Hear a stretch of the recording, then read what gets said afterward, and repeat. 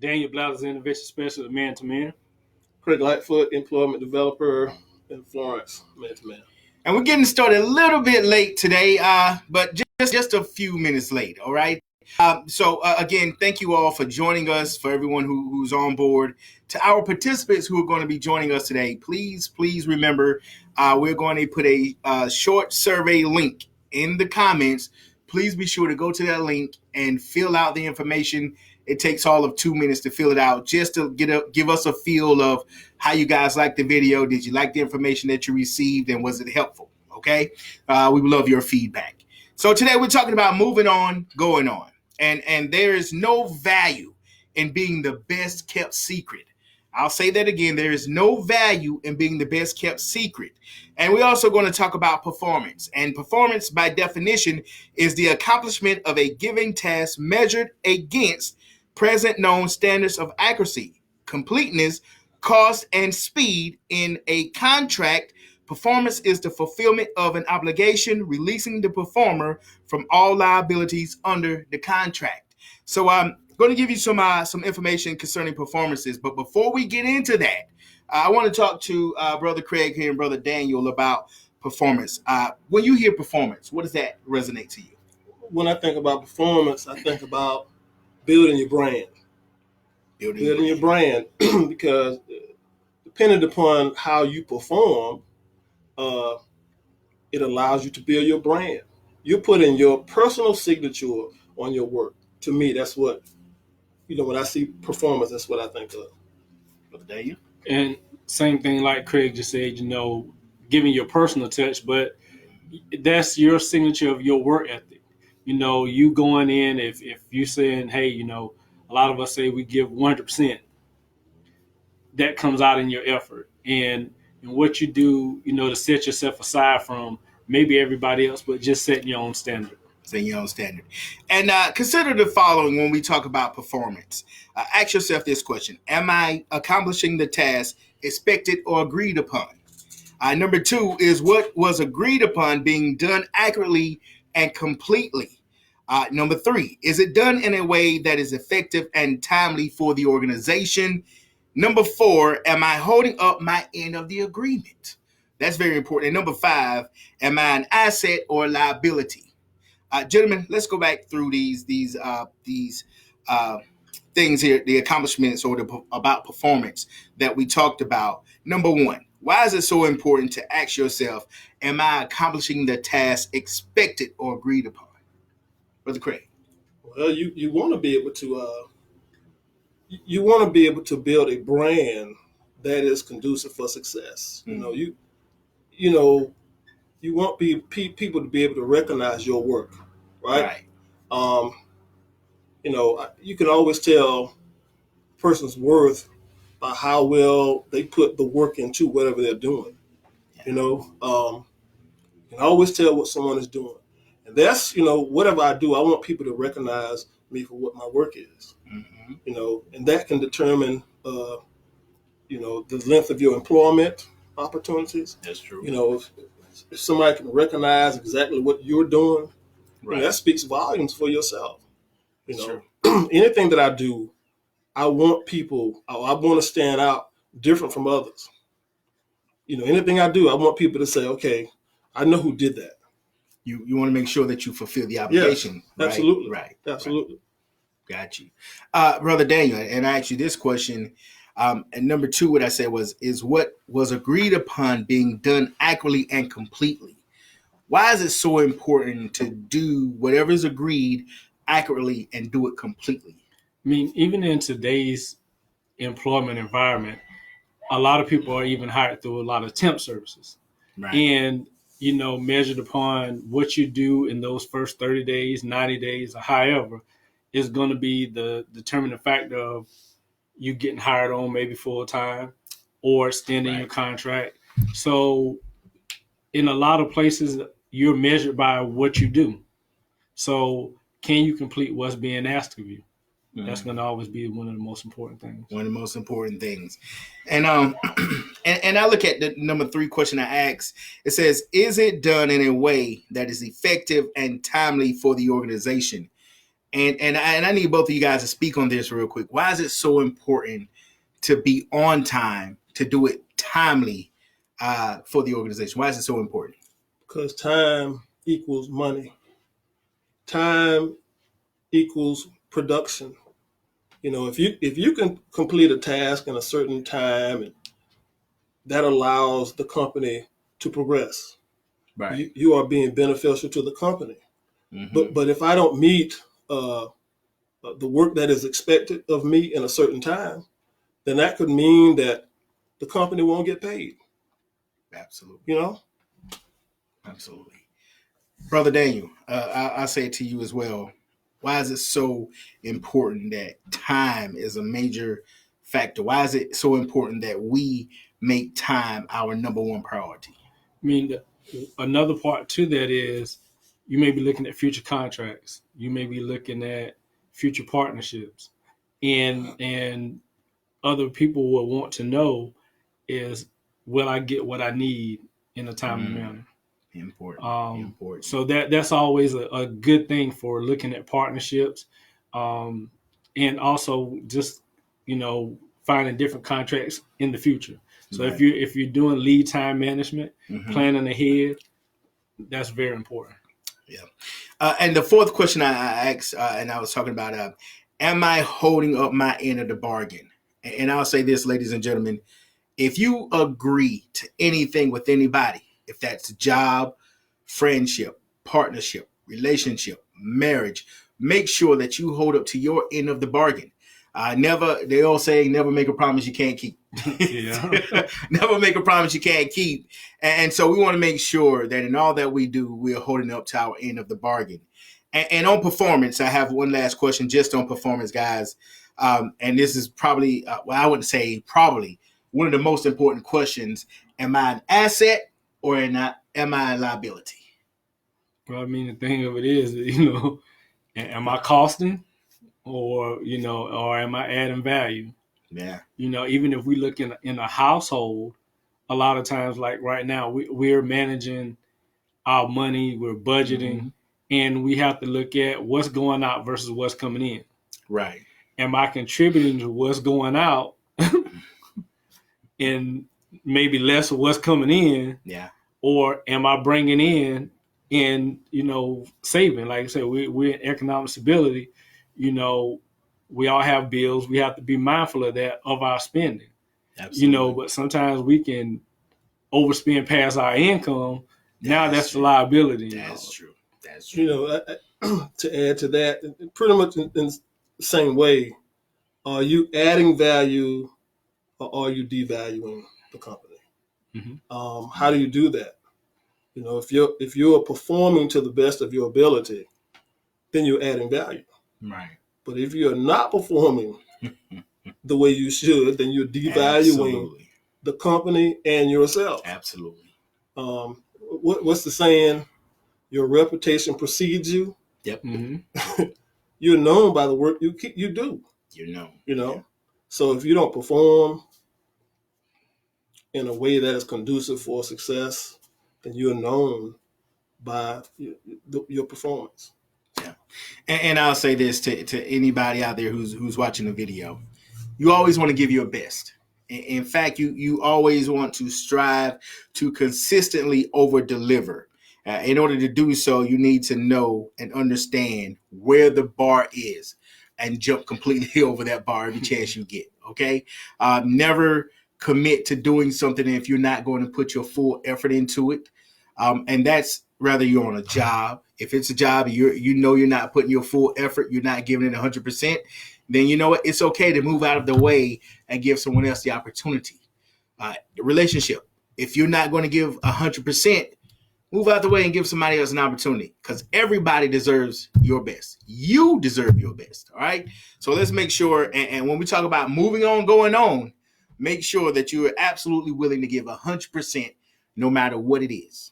And on that note, one additional thing, if you're working a job and you start off at the bottom of the totem pole, Mm-hmm.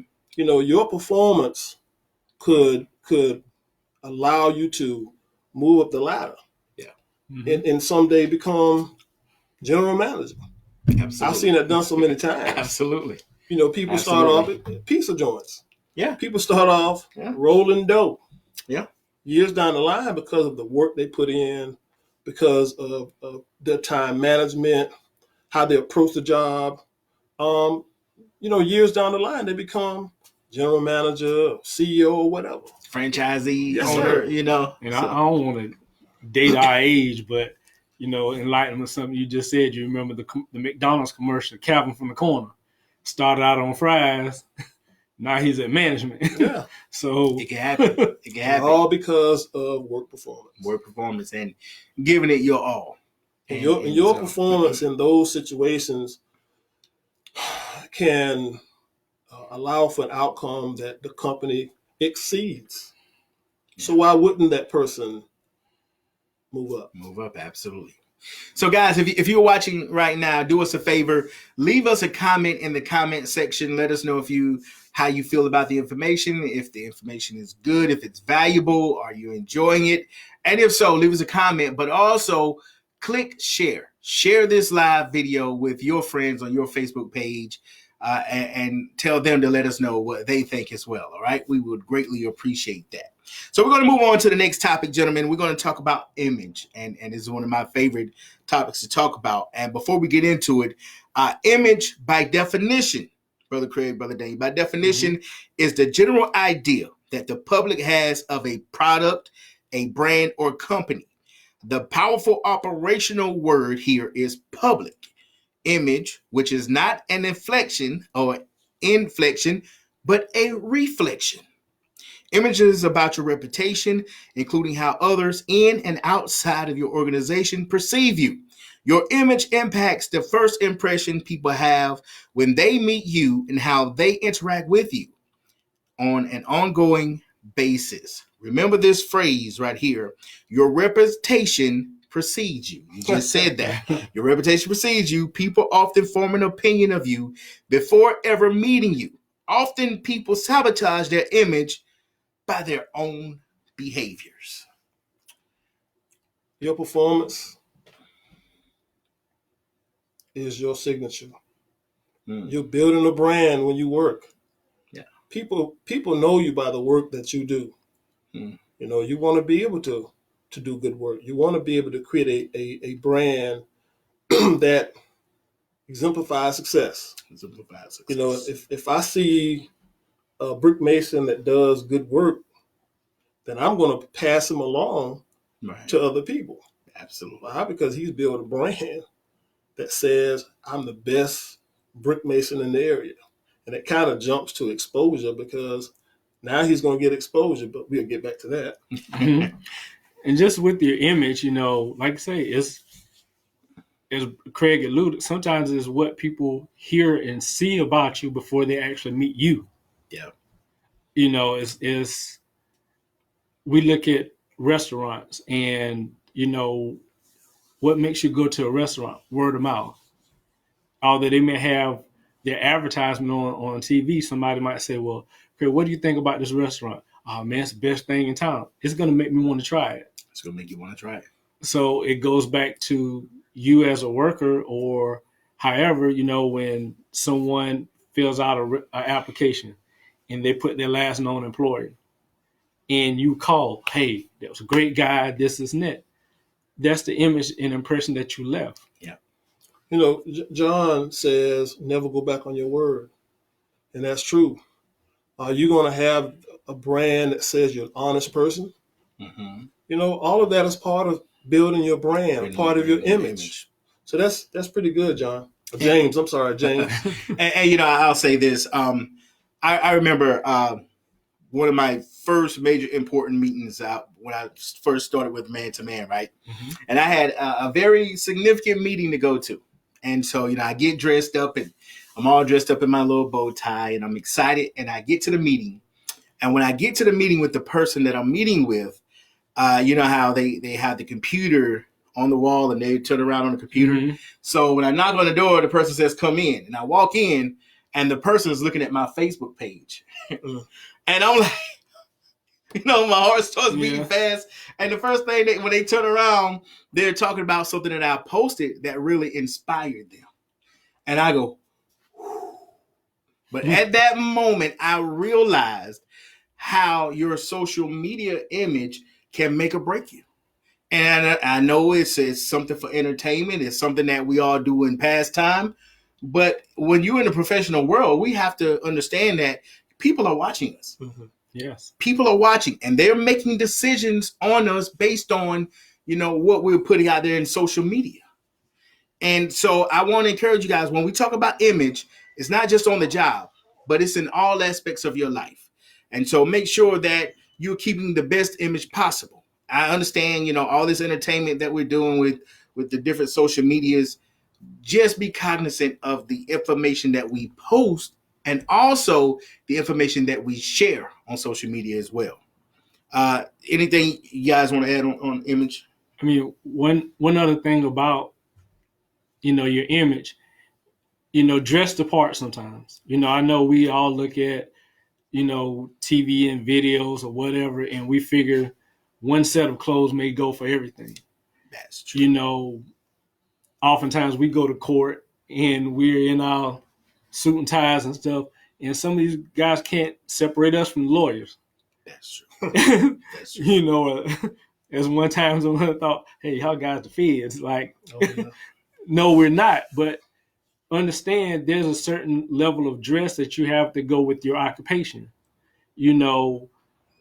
Yes, you may be going to McDonald's, but that doesn't mean when I walk into McDonald's, I'm letting my pants sag. Or if I'm going on an interview at McDonald's, I'm not going to dress my best because it's just a restaurant.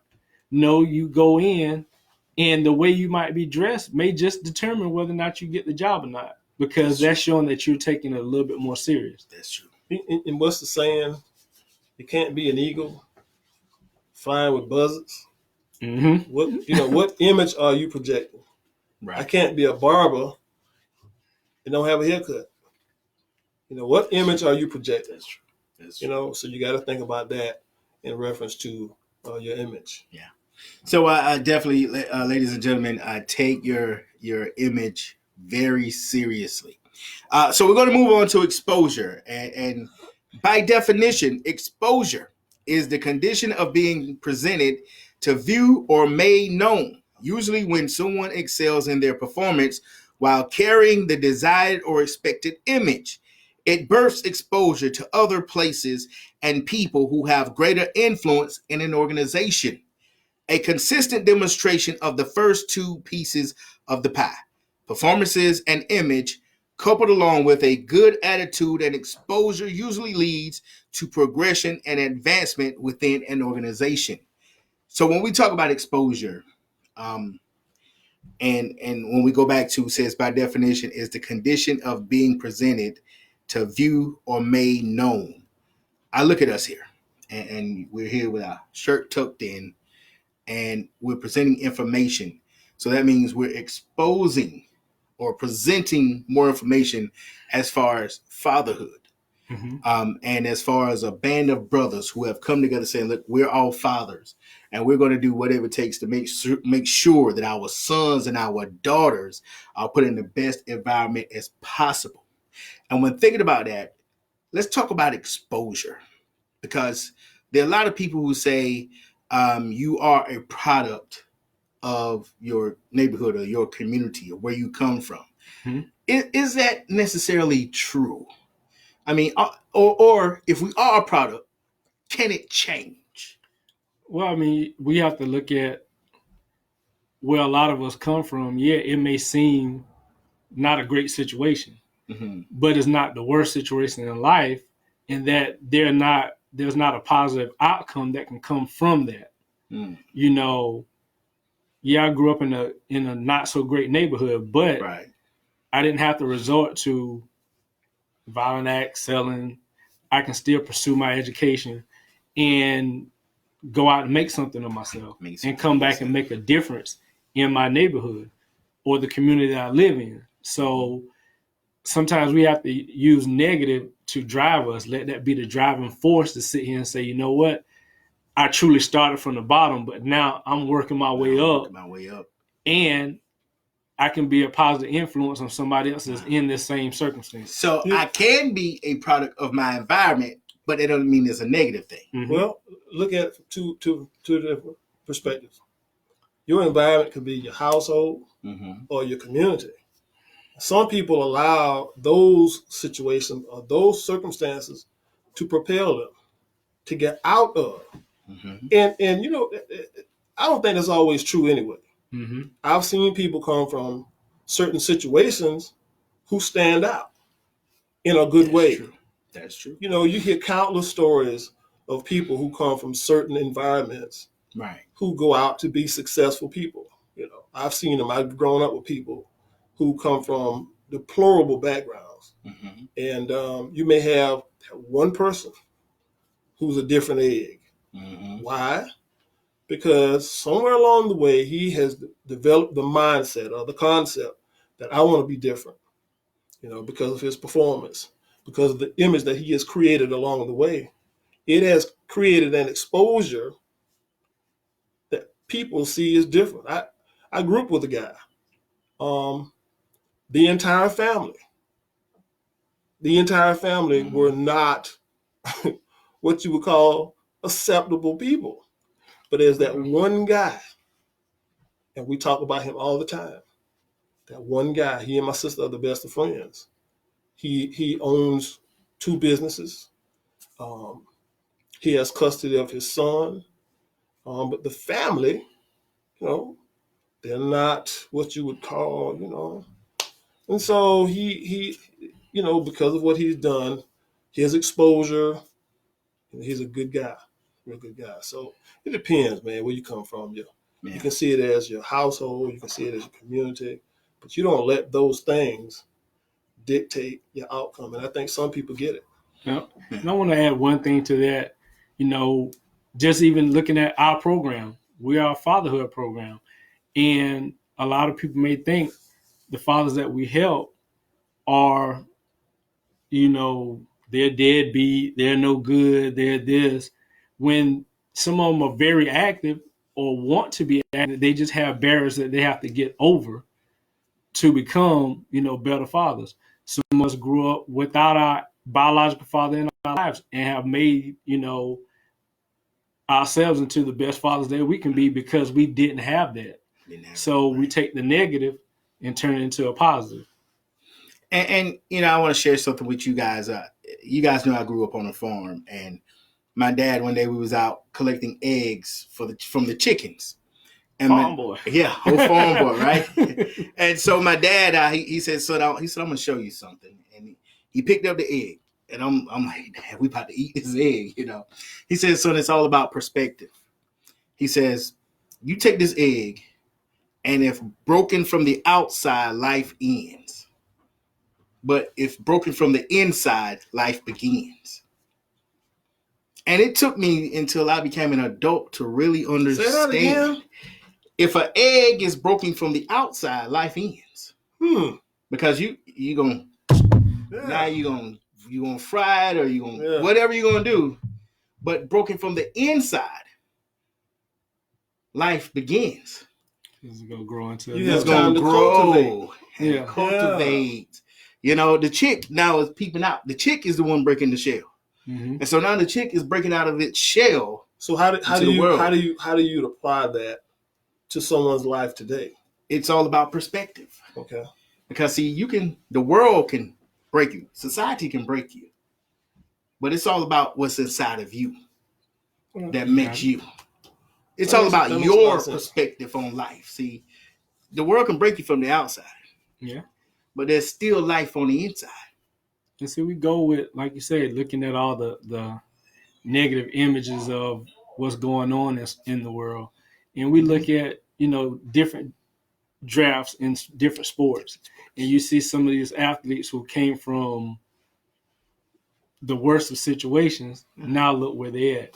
You have some of our children that came from some of the worst situations that now they've grown up to be fathers. Really good fathers. They're the best fathers in the world. Yeah. And I want to say to everybody out there, regardless of your situation, regardless of what you're going through, what you're dealing with, let's all work to expose our children to as much positivity as we can. I understand it's so much negativity going on in the world today. Everywhere you look is negativity. You go to the news, it's negativity. You go to social media, it's negativity. It's everywhere. But let us all do our best to expose our children and ourselves to all the positivity and possibilities out there. Because if you put yourself in the right environments, you'll begin to adapt and change. So we're going to talk about in order to advance in life, you must, one, be a real member of a team. Brother Daniel, can you explain to us why is it so important to be a real member of a team if you want to advance in life? I mean, one thing I've always said, teamwork make the dream work. Some things we may have an idea that, hey, we can do it alone, but at the end of the day, you might need somebody else. But at the same time, you can surround yourself with guys who are creative and know different things and know how to do different things, and you just have to let that happen. Right. Right. I always say in life, some things are for the greater good. For the greater good. So it may not be me getting credit for it, you getting credit for it, James getting credit for it. We all can get credit for it. That's true. I as a former coach, one of the things that I realized, or I try to teach my team, is structure and discipline. Being a part of a team affords you the ability to learn. Being part of a team allows you to cultivate so you can go out and exhibit what you learn. Being a part of a team, because I don't care what kind of job you work, you're going to be a part of a team. Mm-hmm. That's true. It teaches you how to work with people, because you're going to work with someone eventually. Even if you own a company, you still going to have to work with someone. So I think, being a part of a team is very important in life. Yeah.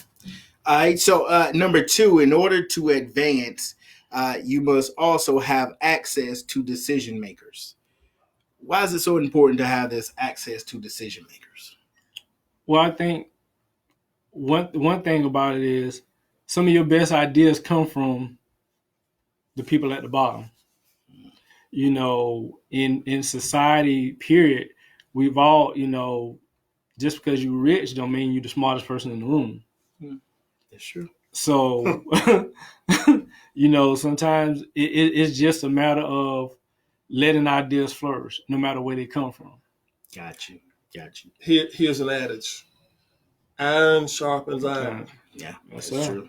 My best friend, he is an executive of a company, right? He's over 4 people.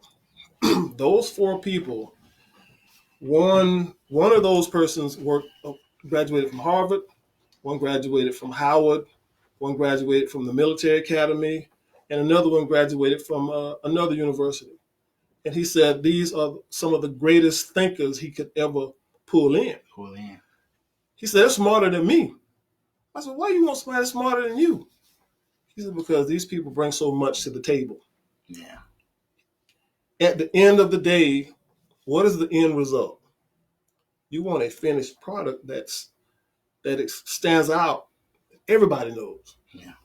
All because of the people that are around you that contributed to the process. Why? Because of the way they think. Their ability to make certain decisions. Iron sharpens iron. Iron sharpens iron. On to the next one, number 3. In order to advance, you must obtain proper visibility for yourself and your work. I think that's pretty much self-explanatory.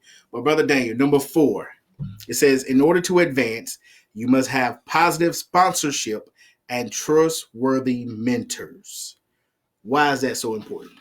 Because you want someone to support your ideas, your vision, your creativity, and having someone to say, well, hey, you know what, you can do it. Mm-hmm. I'll put resources behind it. That's always key to developing any idea and making progress, even whether or not it's employment or even in the household. You want you want that person to be there to support and push you along. And you want you want to make sure that the person that's pouring in is legitimate. Absolutely. You just don't receive from anybody. You got to remember, you are at some point going to lead in some capacity, and so what we learn in our former endeavors allows us the opportunity to spew. There you go. And I don't want to pull in from someone who's not credible. So. And so we're getting ready to wrap it up, but I'll say number 5 earns people's confidence in you. And we're talking about moving on, going on, guys. We appreciate you guys joining us today. We want to remind you to join our Facebook page. Also, join our website, www.mantomanfathers.com. Please make sure you join that website. Follow along with us. We'll be back next Monday, 12 noon, right back here. Yours truly, James Hayes, health interventionist at Man to Man, Brother Daniel Blathers, intervention specialist at Florence, Brother Craig Lightfoot. Employment developer. See you next week. See you next week, guys. That was good. I was following what y'all was saying. Bathroom so bad. You had different. I had frogs in my throat. There you go. Yeah, right here. He just got the toilet. Oh, my bad. That was good. I was seeing our past participants. A lot of our past Who participants. is James? James Triggers. He used to be. That's why I